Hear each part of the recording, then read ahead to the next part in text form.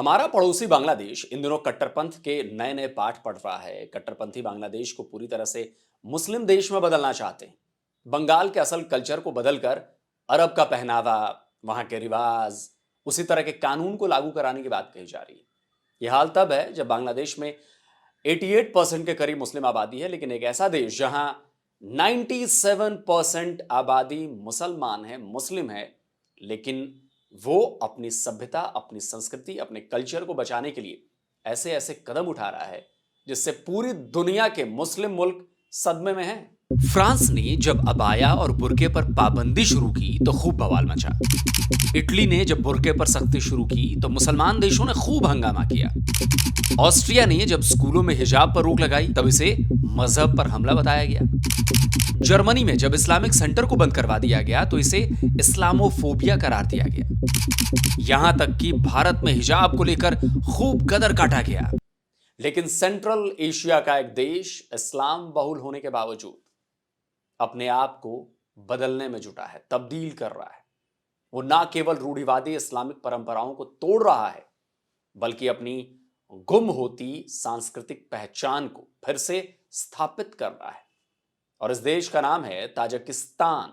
भारत से कुछ ही दूरी पर बसे ताजिकिस्तान की 97% आबादी मुस्लिम है, लेकिन ताजिकिस्तान के लोग आर्यन सभ्यता को अपनी जड़ें मानते हैं और उन जड़ों को फिर से जिंदा करने की कोशिशों में लगे हुए हैं। आर्यन सिविलाइजेशन और ताजिकिस्तान का कनेक्शन आपको बताऊंगा, लेकिन उससे पहले आपको बताता हूं कि ताजिकिस्तान के वो एक के बाद एक लिए कौन से फैसले हैं जिससे पूरी मुस्लिम उम्मा में खलबली मची हुई है। देखिए, ये खबर ताजिकिस्तान ने हाल ही में काले कपड़े पहनने पर रोक लगा दी है।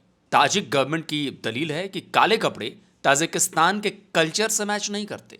अब थोड़ा समझिए, आपने बुर्का पहने महिलाओं को तो जरूर देखा होगा। कुछ कम्युनिटी को छोड़ दें तो मुसलमानों के बुर्के आमतौर पर काले रंग के ही होते हैं और ये अरब का कल्चर है। लेकिन ताजिकिस्तान ने इसी काले रंग के बुर्के को अपने देश की संस्कृति के खिलाफ करार दे दिया है। इतना ही नहीं, इससे पहले उसने हिजाब पर भी पाबंदी लगा दी थी। क्या आप सोच सकते हैं कि एक मुस्लिम बहुल देश में हिजाब पर रोक लगा दी जाए?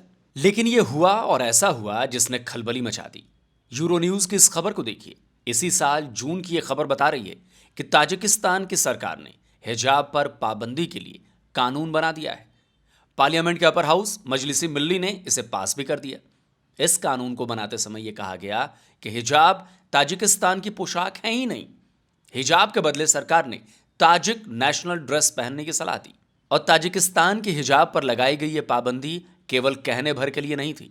इस कानून को तोड़ने यानी मनाही के बावजूद हिजाब पहनने वालों पर तगड़े जुर्माने का भी प्रावधान किया गया है। इसमें आम लोगों पर 700 यूरो का फाइन है। सरकारी अधिकारी अगर हिजाब का कानून तोड़ते हैं तो उन पर 4,694 यूरो का जुर्माना लगेगा।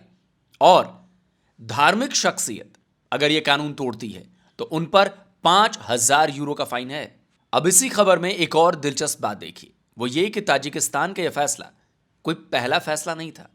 यह इस तरह का 35वां फैसला था जिसमें मजहब संबंधी रिवाजों को रोकने के लिए कानून बनाए गए हैं। और जैसा कि मैंने पहले भी बताया कि ताजिकिस्तान की सरकार अपने इन कदमों को राष्ट्रीय सांस्कृतिक मूल्यों की रक्षा और अंधविश्वास और उग्रवाद को रोकने के लिए यानी रेडिकलाइजेशन को रोकने के लिए उठाए जाने की बात उसने कही है।